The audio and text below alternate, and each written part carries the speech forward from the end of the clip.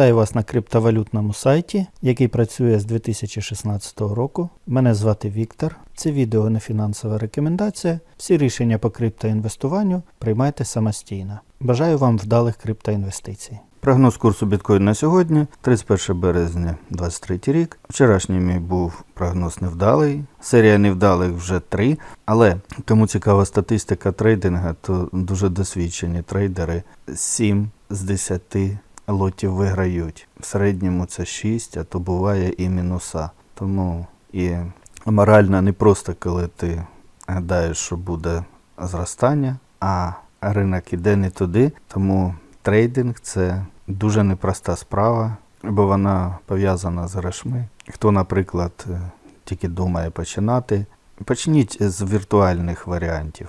У мене є. Подивіться, як це робиться. Можна безкоштовно зайти на сервіс і віртуально торгувати. Поторгуйте віртуально. Якщо буде щось виходити, тоді несіть гроші, і то ті гроші, які не вплинуть на ваше життя. Сорі за такий відхід від головної нашої теми.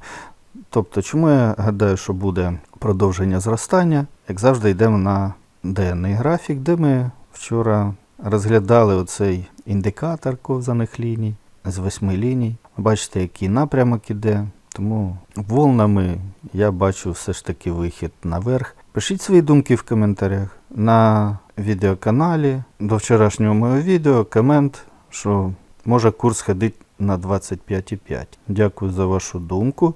І да, тут є сенс, тому що я бачу, що ця лінія, біля неї вже ця лінія доволі потужна була, і біля неї курс був для консолідації, звісно, може сходити ще сюди. І ще тривалість цієї зони, якщо буде схожа на минулу, то трошки є. Минулий раз, бачите, пішло вниз, тому і зараз може сходити на в цю зону.